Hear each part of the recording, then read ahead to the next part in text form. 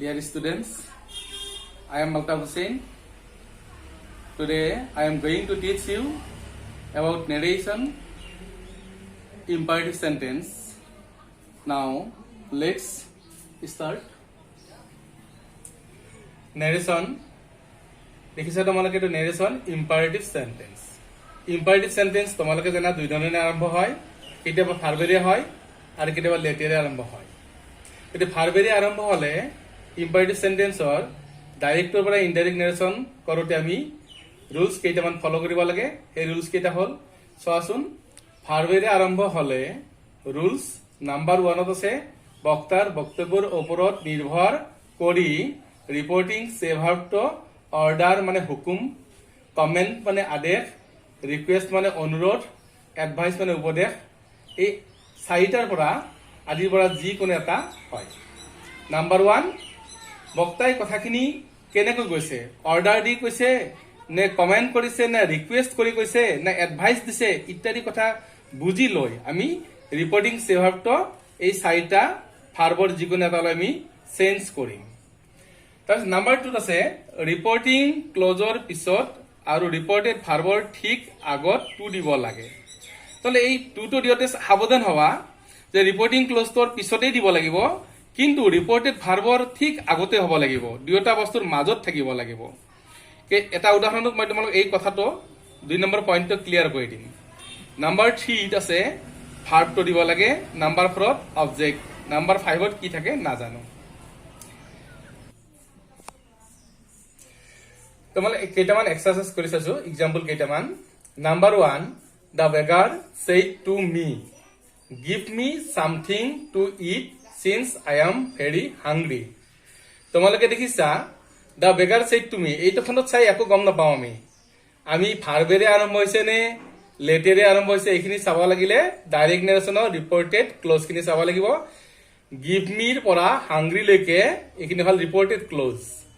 Give মি something, মোক কিবা কিবি অলপ দিয়ক, টু ইট খাবলৈ, সিন্স মানে যিহেতু, আই এম ভেৰি হাংগ্ৰি যেহেতু মই বৰ ভকাতুৰ, মোক কিবা খাবলৈ দিয়ক।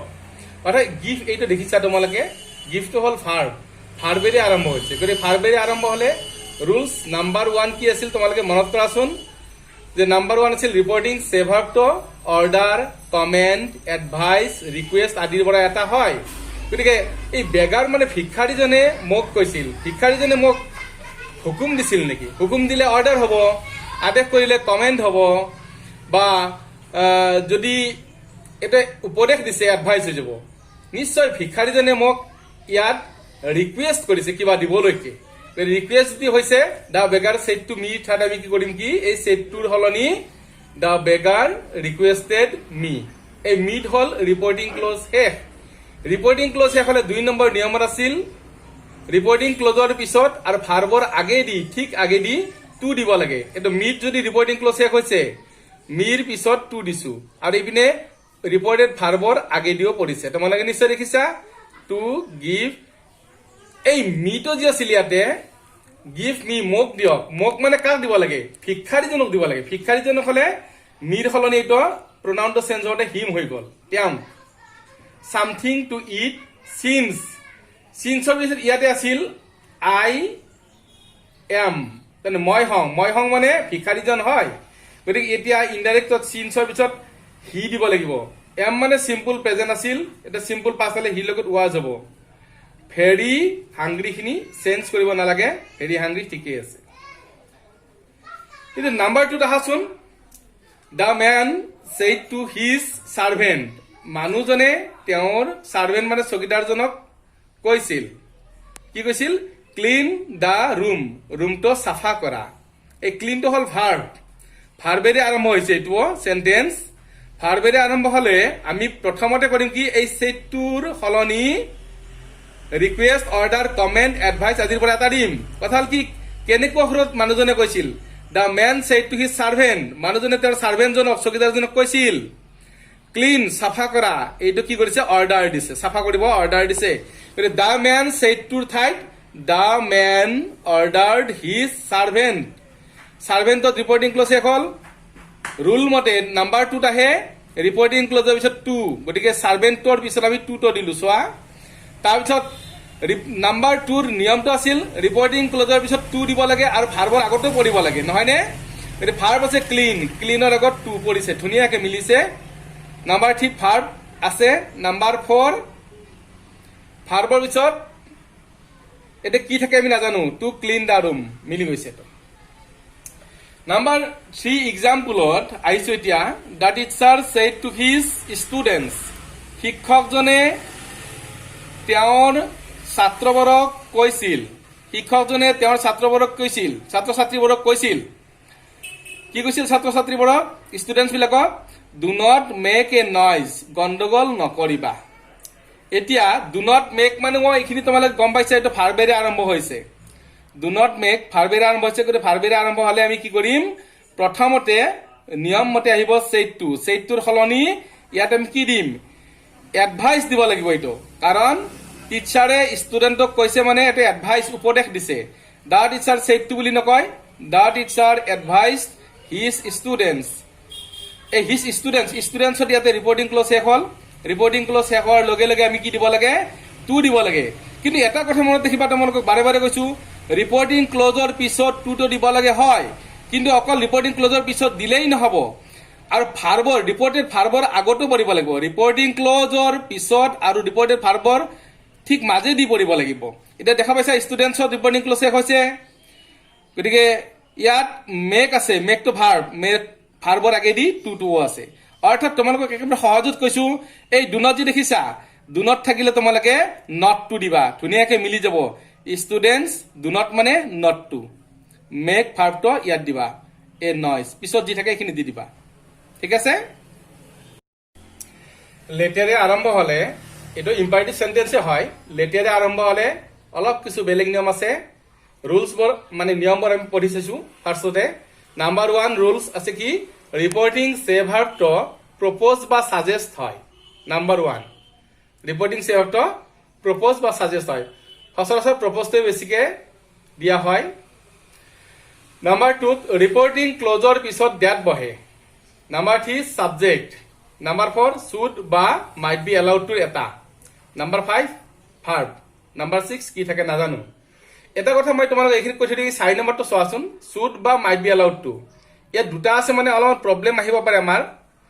সচৰাচৰ যদি কিবা এই যিটো আমাক চেন্টেন্স কৰিব দিব, সেই চেন্টেন্সটোত যদি পাৰ্মিশ্যন লোৱা বুজায় বা কিবা অনুমতি বা এলাউ কৰিবলগীয়া তেনেকুৱা পৰিৱেশ বা চিটুৱেশ্যন হয়, তেতিয়াহ'লে আমি মাইট বি এলাউড টু দিম। পাৰ্মিশ্যনৰ কথা আহিলে মাইট বি এলাউড টু হ'ব, ছাবজেক্টৰ পিছত মাইট বি এলাউড টু হ'ব। আৰু যদি পাৰ্মিশ্যন ল'ব নালাগে বা এলাউ কৰিব নালাগে, তেতিয়া ছাবজেক্টৰ পিছত শুড বহে। এইটো কথা মনত ৰাখি থবা। এতিয়া চাওঁ আহাচোন এক্সাৰচাইজ নাম্বাৰ ওৱান এক্সাম্পলত আমি পাইছো, হি ছেইড, তেওঁ কৈছিল, let us go for a walk. He said, তেওঁ কৈছিল, লেট আছ গ, বলা আমি যাওঁ, ফৰ এ ৱাক, ফুৰিবলৈ যাওঁ বলা। গতিকে তেওঁ কৈছিল, বলা আমি ফুৰিবলৈ যাওঁ। এই ইয়াত আজটোই কাক বুজাইছে, তেওঁৰ গ্ৰুপৰ মানুহক বুজাইছে, গতিকে আমি বুলি ক'ব নোৱাৰিম এইবাৰ। আমি চাওঁ বাৰু তথাপিতো আৰম্ভণি কৰা ৰুলছ বিলাক মাতি মাতি কৰো। হি ছেইড, নাম্বাৰ ওৱান ৰিপৰ্টিং সে ভাৰ্বটো প্ৰপ'জ বা সাজেষ্ট হয়, গতিকে হি লগত প্ৰপ'জ দিছো মই, প্ৰপ'জ হ'ল, ৰিপৰ্টিং ক্লজ প্ৰপ'জত শেষ হ'ল। নাম্বাৰ টুত আছে ডেট দিব লাগে, ইয়াত ডেটটো দিলো। নাম্বাৰ থ্ৰী ছাবজেক্ট দিব লাগে, ছাবজেক্ট আছে কি ইয়াত, লেট আছ গ, বলা আমি যাওঁ। আমি মানে কোন, এই প্ৰনাউনটোৱে মেইন। নেৰেশ্যনৰ আটাইতকৈ ডাঙৰ কথা হ'ল প্ৰনাউন চেঞ্জ কৰাটো। বাকীবোৰ ৰুলছ মতে আমি চেঞ্জ কৰি থাকিব পাৰো, কিন্তু প্ৰনাউনটো বুজি বুজি কৰিব লাগে, গতিকে প্ৰনাউন চেঞ্জ কৰাটো বেছিকে তোমালোকে গুৰুত্ব দিবা। Late us go for a walk, বলা আমি ফুৰিবলৈ যাওঁ। আমি মানে কোনে কৈছে, তেওঁ কৈছে, অৰ্থাৎ তেওঁ কাক কৈছে, তেওঁৰ গ্ৰুপৰ মানুহক কৈছে। তেওঁৰ গ্ৰুপৰ মানুহ মানে আমিতো দে হৈ যাব, এই আজটো গুচি দে ছাবজেক্টলৈ পৰিৱৰ্তন হ'ব। দে দিলো। তাৰপিছত তোমালোকে দেখিছা ইয়াতে ছাবজেক্ট, ছাবজেক্টৰ পিছত 4 নম্বৰ আছে শুড বা মাইট বি এলাউড টু। মই তোমালোক কৈছো যে পাৰ্মিশ্যন ল'ব লগা থাকিলে বা এলাউ কৰিব লগা ঠাই হলে তেতিয়া মাইট বি এলাউড টু দিব লাগে, অন্যথা শুড দিব লাগে। গতিকে হি প্ৰপ'জ ডেট দে শুড হ'ব, কাৰণ তেওঁ কৈছিল বলা আমি ফুৰিবলৈ যাওঁ, এটা কোনেও কাৰো পৰা পাৰমিশন লোৱা বুজা নাই বা কাকো পাৰমিশনৰ দৰকাৰ হোৱা নাই গতিকে ইয়াত সাবজেক্টৰ পিছত শুড হ'ব মাইট বি এলাউড টু নহয় কাৰণ এলাউ কৰিব লগা পৰিস্থিতি ইয়াত হোৱা নাই তাৰ পিছত নাম্বাৰ 5 ত তোমালোকে লিখিছা ভাৰ্ব ভাৰ্বটো আমি কি দিম ইয়াতে আছিল গো গোটো পৰা ইয়াতে গো হৈ গল ফৰ এ ৱাক খিনি নেজৰ দৰে আছে খিনি ইয়াত কোনো চেঞ্জ কৰিব লগা নাই নাম্বাৰ 2 एग्जांपल চোৱা I said to my father মই মোৰ ফাদাৰ মানে দেউতাক কৈছিল let me go মোক যাবলৈ দিয়ক আউটসাইড বাহিৰলৈ I said to my father মই মোৰ দেউতাক কৈছিল let me go outside মোক বাহিৰলৈ যাব দিয়ক গতিকে মোক বাহিৰলৈ যাব দিয়ক বুলি কোৱাৰ লগে লগে তোমালোকে গম পাইছে এইটো যে এইটো কি হৈছে পাৰমিশন বিচাৰিছো মই পাৰমিশন বিচাৰিলে আমি এই 4 নম্বৰটোত গুৰুত্ব দিয়াছনে বাৰৰো পাৰমিশন লোৱা বুজালে এই সেন্টেন্স লগত এতিয়া শুড আৰু might be allowed two might be allowed two আহে এইটোত মই বেছি তোমালোকক গুৰুত্ব দি আছো এটা চাম I said to my father said টোৰ সলনি কি হ'ব ইয়াত I proposed হ'ব my father খিনি থাকিব I said to my father আছিল ইনডাইৰেক্ট কৰোতে I proposed my father hall my fatherত ইয়াতে ৰিপৰ্টিং ক্লজ শেষ হৈছে নাম্বাৰ 2 ৰিপৰ্টিং ক্লজৰ পিছত দ্যাট বহে গতিকে my fatherৰ পিছত ইয়াত কি হ'ব দ্যাট হ'ব তাৰ সাবজেক্ট বহে নাম্বাৰ 3 মতে সাবজেক্ট ইয়াত কি হ'ব চোৱাচোন I said to my father let me মোক মানে কা মোক মানে মুকে ইয়াত ময়ে আছো ইয়াতে গতিকে যেহেতু গতে এইটোতো I আছে এইটোতো মি মানে I আছে গতিখিনি ইয়াত চেঞ্জ নহয় প্ৰনাউনটো I to subject that conjunction পিছত I subject to আহিল সাবজেক্টৰ পিছত এতিয়া দিব লাগে 4 নম্বৰত should বা might be allowed to ইয়াত পাৰমিশনৰ কথা আহিছে গতিকে might be allowed to আহিব সোৱা I ৰ পিছত might be allowed to আহিছে তাই ভাৰ্ব লাগে টুৰ পিছত ভাৰ্বটো প্ৰেজেন্ট ফৰ্মতে থাকে ইনফিনিটিভ হয় গটো দিছো আউটসাইড খিনি ইয়াত নেজ আছিল ইয়াত নেজ হিচাপে দিছো